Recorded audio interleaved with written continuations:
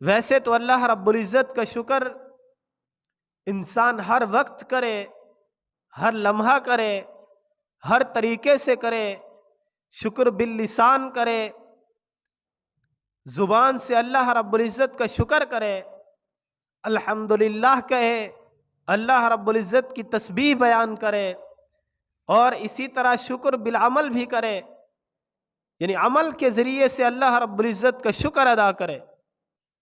اللہ رب العزت نے جو جو اعضاء ہمیں عطا فرمائے ہیں، جس جس مقصد کے لیے عطا فرمائے ہیں، ان کو ان مقاصد میں استعمال کرنا، یہ اللہ رب العزت کی طرف سے دی ہوئی ان نعمتوں کا شکر ہے۔ مثال کے طور پہ اللہ رب العزت نے ہمیں آنکھیں عطا فرمائی ہیں۔ اب ہمارا کام یہ ہے کہ ان آنکھوں کو ان اعمال کے لیے، ان مقاصد اور اللہ رب العزت کی طرف سے ان احکام کے لیے استعمال کیا جائے جن کی طرف دیکھنا اور ان آنکھوں کا استعمال کرنا اللہ کی طرف سے اجازت ہے۔ اس مقصد کے لیے اگر استعمال کریں تو یہ شکر ہے۔ اگر ہم اس مقصد کے علاوہ کے لیے استعمال کریں گے، اللہ رب العزت کے حکم کو توڑتے ہوئے، اللہ رب العزت کی طرف سے جو احکام ہمیں ملے ہیں ان آنکھوں سے دیکھنے کے متعلق، اگر ہم ان پر عمل نہیں کریں گے تو یہ ان آنکھوں کی ناشکری ہوگی۔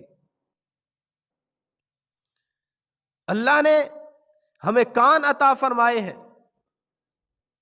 اب ان کانوں کے لیے، اس کی سرور کے لیے، اس کی راحت کے لیے ہم بہت ساری چیزیں استعمال کرتے ہیں۔ مثال کے طور پہ آج کل کا دور ہے، میوزک کا دور ہے، گانوں کا دور ہے۔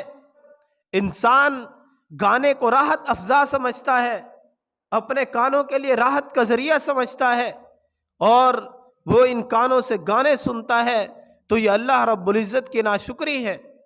اللہ نے یہ کان اس لیے نہیں دیے کہ اس کی نافرمانی کی جائے اور ان کانوں سے ان آوازوں کو سنا جائے جس سے اللہ اور اس کے حبیب صلی اللہ علیہ وسلم ناراض ہوں،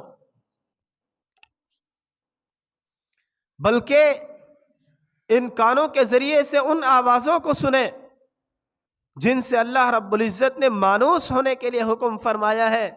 اللہ رب العزت کے نام کو سنیں، اللہ کے کلام کو سنیں، قرآن پاک کو سنیں، نبی کریم صلی اللہ علیہ وسلم کے ارشادات کو سنیں، اور اس نیت سے سنیں کہ اس پر عمل کریں۔